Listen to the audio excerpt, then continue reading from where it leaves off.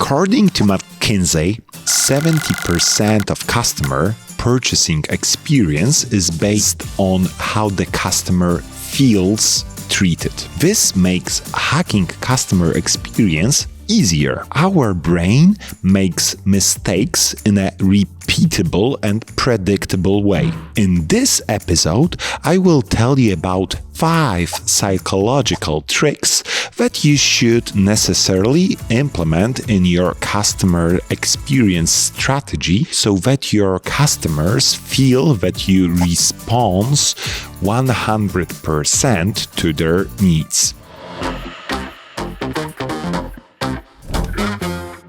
Do you remember Joshi's story? I told you about it when we first talked about customer experience here. If you haven't heard it yet, you absolutely need to get to know it because I will probably refer to that story more than once. An American businessman, Chris Hearn, and his family were spending their holidays at the Ritz-Carlton in Florida. They have came back home after a few days. They unpacked their luggage and figured out that their child stuffed giraffe was missing. Chris, as an experienced father, prevented a crisis and stopped his kids crying. Nothing that, Joshi stayed at the hotel because she'd wanted to have a longer holidays. The next day, he called the hotel and asked the staff to send back the toy and help him make his story more believable. When Joshi arrived home, alive and well, a few days later, she had an unusual holiday souvenir with her, an entire album of photos. The stuffed giraffe visited the spa, spent some time getting a massage, traveled the entire hotel on a trolley, plus there was an organized party with other stuffed animals. And it even had the opportunity to see the work in the hotel looks like, even supervising everything from the gatehouse. And I can bet now that you think that Ritz-Carlton must be creating a really good experience. Maybe even the next time when looking for a suitable hotel for your vacation or business trip, you will also consider it. The story about Joshi and Ritz-Carlton hacked your brain and you didn't even notice. And the so-called halo effect is responsible for this. There is a tendency to automatically assign certain characteristics based on the first impression. This tendency can be positive or negative depending on whenever the first impression is positive or negative. A positive evaluation is very often referred to as the Galata effect or angelic halo effect. A negative evaluation, on the other hand, is most often called the satanic halo effect or golem effect. The halo effect can be an instrument supporting your marketing activities.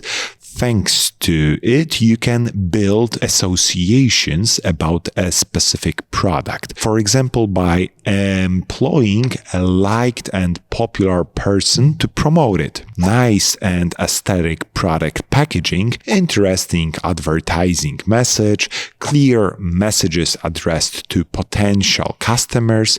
Each of these activities will affect perception of the advertised goods or services. The cocktail party effect. Have you ever heard your name spoken from across the room during a lively discussion with a group of friends, at least once at a loud party? How did this happen? After all, it was so noisy that you could hardly hear individual words. The cocktail party effect is responsible for this. It is described as the ability to pick up essential sounds for the listener in the presence of noise or disturbance. The name of the cocktail party effect comes from the example situation that I used to illustrate the occurrence of this phenomenon. How can you use the cocktail party effect in practice? Personalize your email as much as possible. Use all information gathered about your client for this purpose. And if you do not have such an information structure yet because you do not use CDP or CRM, at least use the customer's name in the title or body of the email. While this is no longer unique to most customers,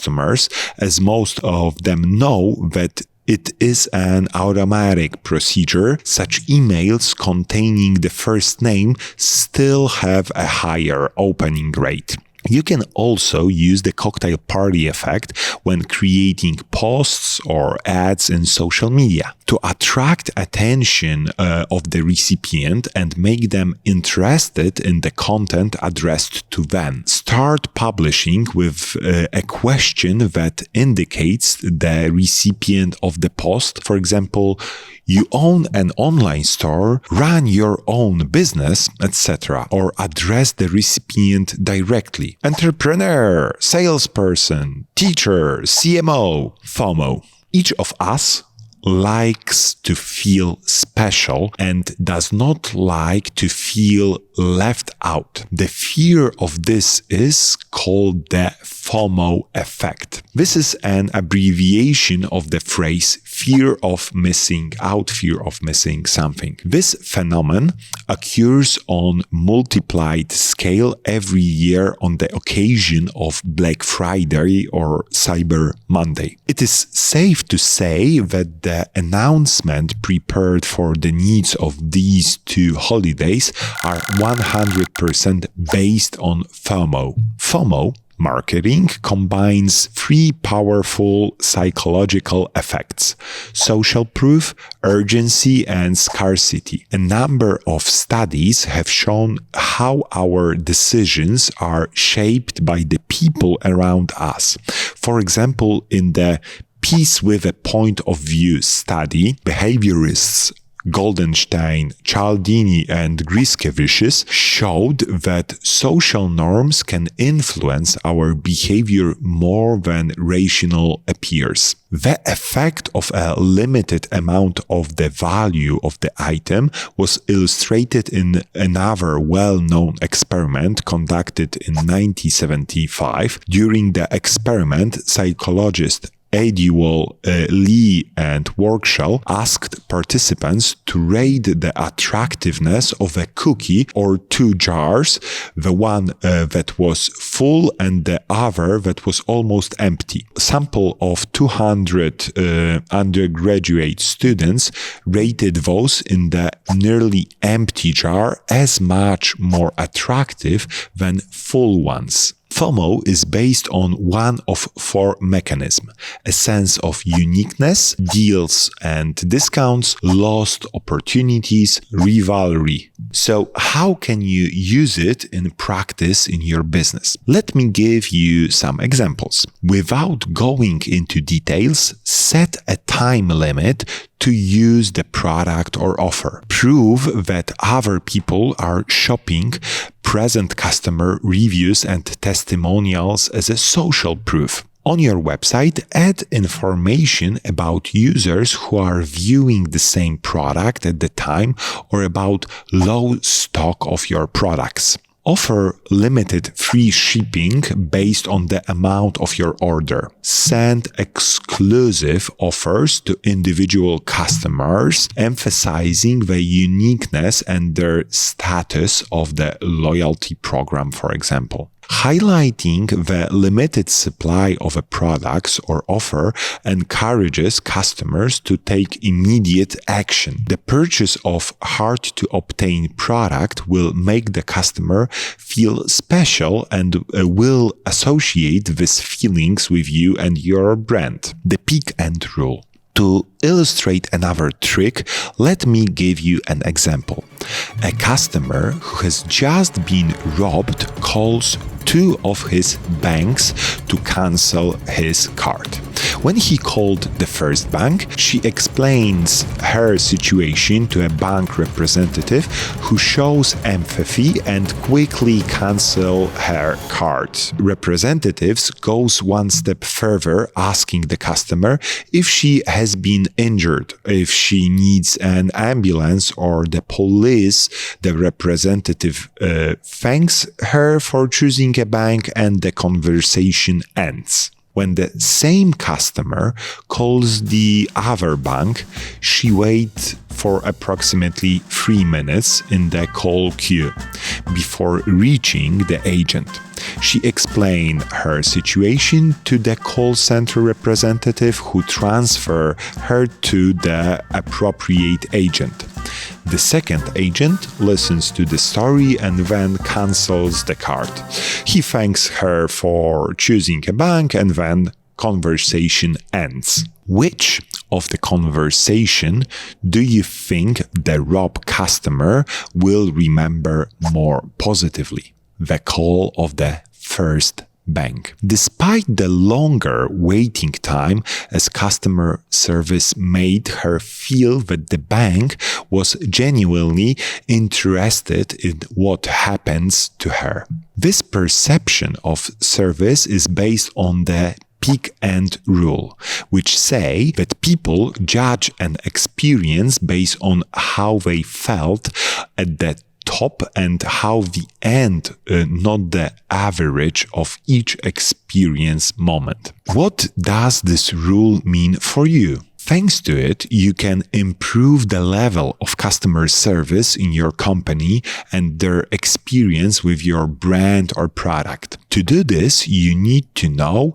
what the peaks are, when and why they occur. Carefully trace your customer journey and identify the emotional ups and downs of your customers as you interact with your business. Then think what you can do to provide your customers with a positive experience in that designated peaks. You don't have to go to overboard. It doesn't have to be an expensive or complicated. You can create positive experience with simple actions such as using customer names, their preferences, remembering important dates, or simplifying a complicated process such as making a complaint or returning a product. This is exactly what Ritz-Carlton did.